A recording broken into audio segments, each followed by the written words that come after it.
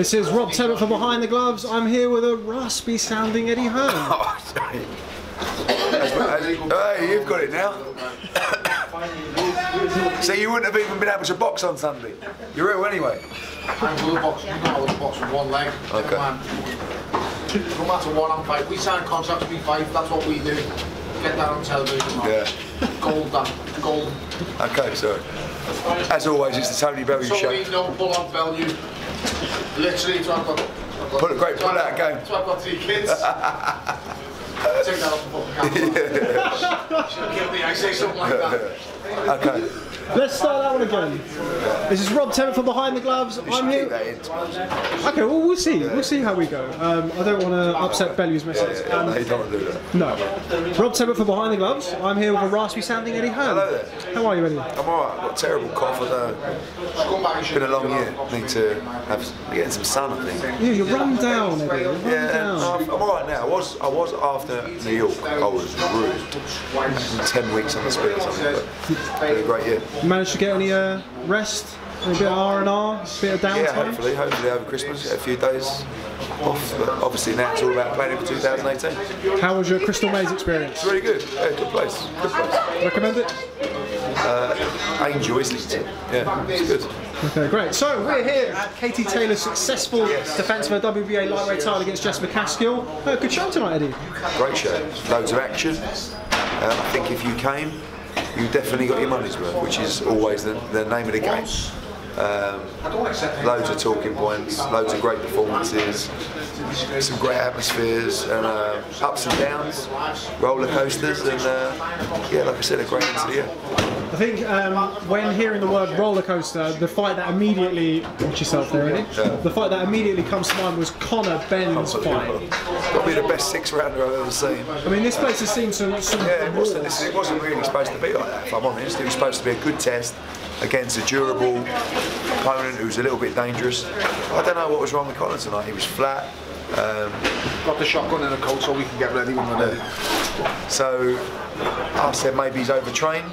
Maybe he's had too many fights. After this fight, that's what happened. Yeah, but he was so flat, Tony. So flat. You couldn't fight in New York and then you come straight back and you stay in the gym. There's no rest period. You've got to.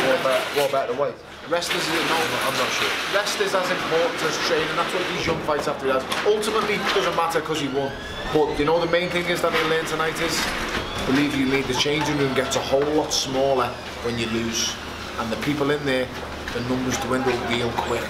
I've been in a dressing room when there's literally 4 of us in there, and I've been in a dressing room when there was 45 in there. To be honest, when he got beat by Adonis Stevenson, I was straight in the bar.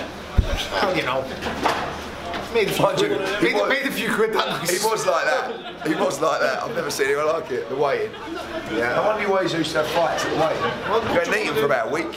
We used to turn up. I remember knocking on his door. He just arrived in Canada, and well, no, you think you were there the day before? No, I remember getting to your hotel because you were staying where the weigh-in was.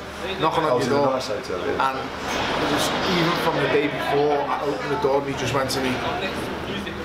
You look well, Tom. And you could just tell he was just lying. You always say that, you know. Oh, you look well, mate. You look well, Tom. And like he just gave me this.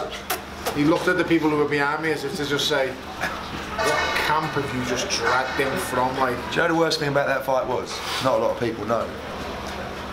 Before we was about to walk, there's something wrong with Adonis Stevenson's shoulder. Do you remember? No, and he was in he was going to pull, wasn't and he was in the room, and I could see everybody, like the doctors running around him. But he didn't, you know, he was like a skeleton. I was going to say, don't make any excuses. I got my ass kicked, simple as that. Yeah, I didn't want to say that, but you said it for me. So. Simple as, you know. I'm honest, you know, got my ass whooped, wasn't nice, fucking hurt, punches very hard. Move up, win a world title, become a pay-per-view fighter, the rest is history. I'd love to fight him again at cruiserweight. I'd love to do that. Well, there we go, Eddie. He ain't fought anyone for about 3 years. Since me. I'm the last real test he had. Well, weren't much of a test though, was it really, on the night? Nice, isn't it? Lovely. Sure he made a few quid that night as well? More on the Cleverly fight. Oh, well, we know that. You still owe me for that one? Oh, we know that. I still own for that one. The cheek of it. You couldn't write that. You couldn't write it. Every time he sees me, he still reminds me of that night. I'm very happy with that night. I got satisfaction from that night. I was very pleased. I beat him, and I beat him well. And it will always rest with me that I beat you better than you beat me, you clown. Oh, he's retired. Well, you're cleverly free. I can see it coming now. Millennium Stadium. You actually said something about that, didn't you? It was about the aftermath of the fight. No, you said no, you didn't say about it. Cleverly, yeah. It's 1-1.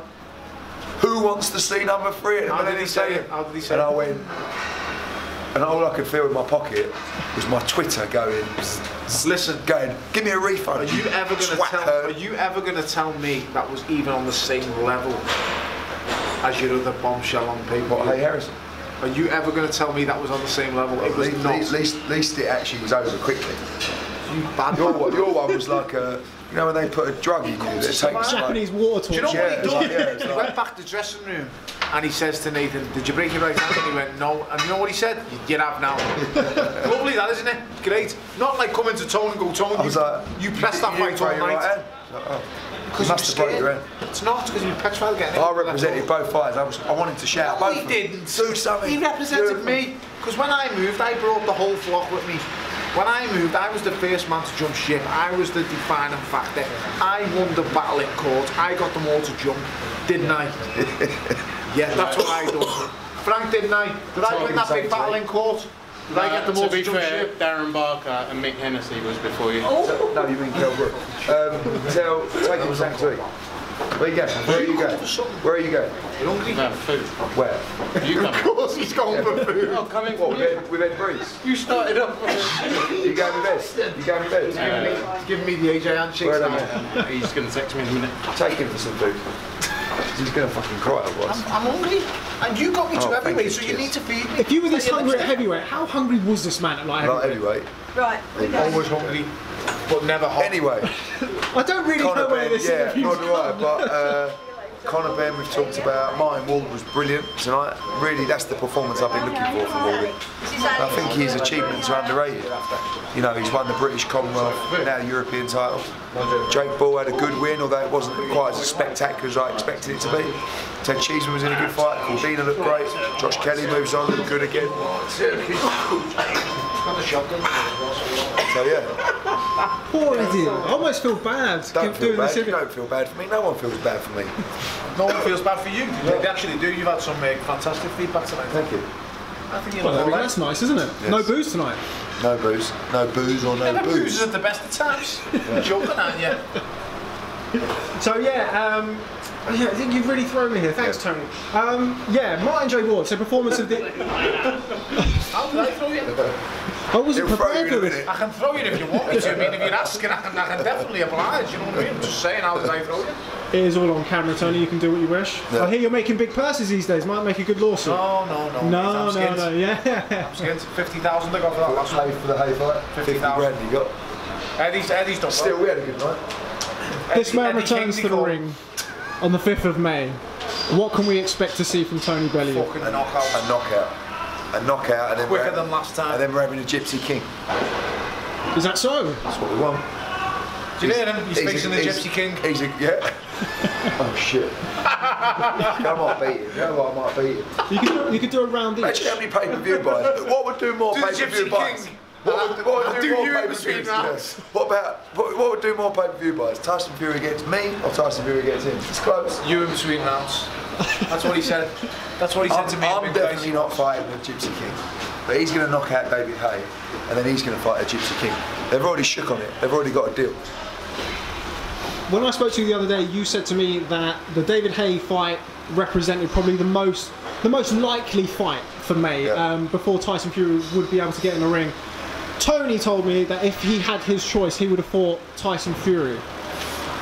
The Big Bang magazine, isn't he? No, the truth is, he was faced with two choices.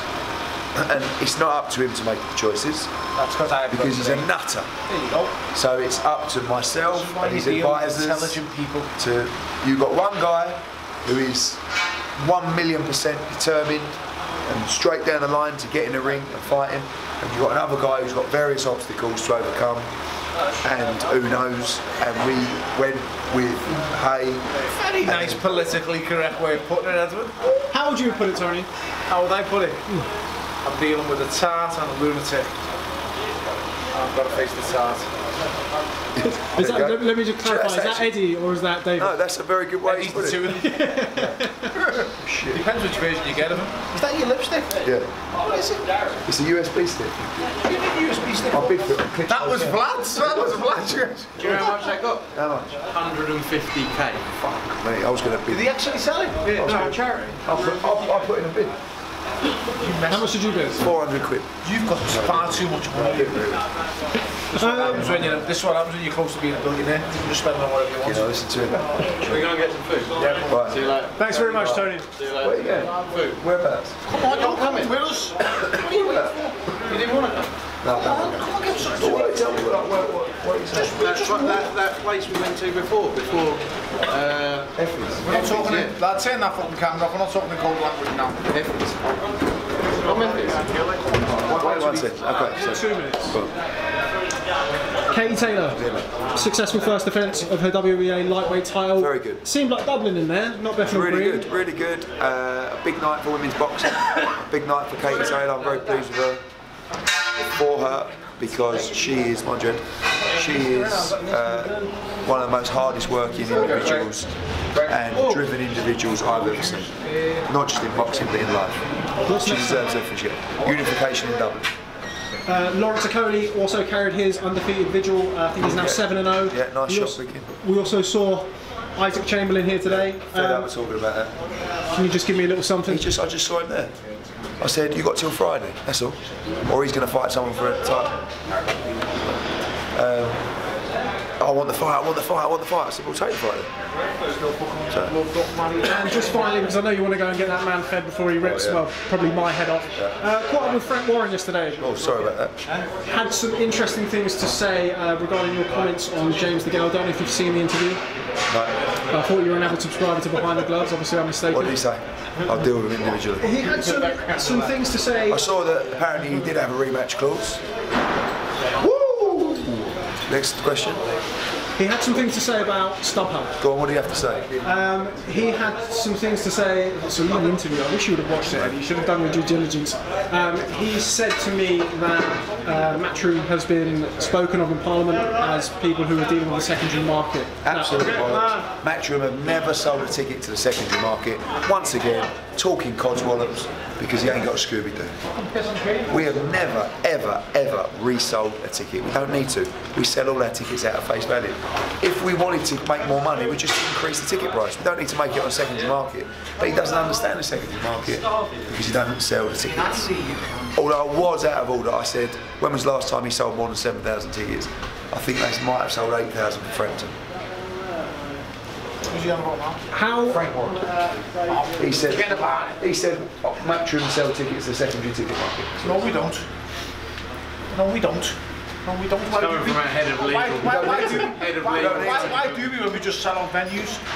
You know what I'm saying? This is what happens when you build fighters properly. And at this point, you should go back to Tony Bellew's victory speech after he beat McCarthy.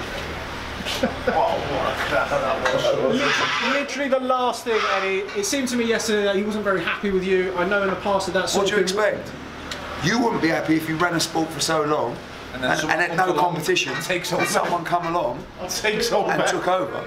It doesn't mean he's not fighting. It's great, but he's always going to have his nose out of joint because he had it all his own way because no one was even a player.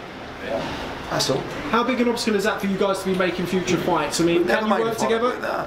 We only make a fight when he's got a fight and he don't want to pay. That's all. And we've had purse bids with fighters that we've let fight. Listen, Tete.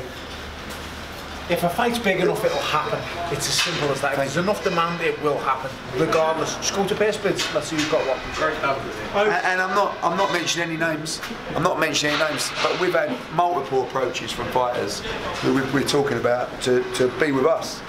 But I'm not getting involved with them.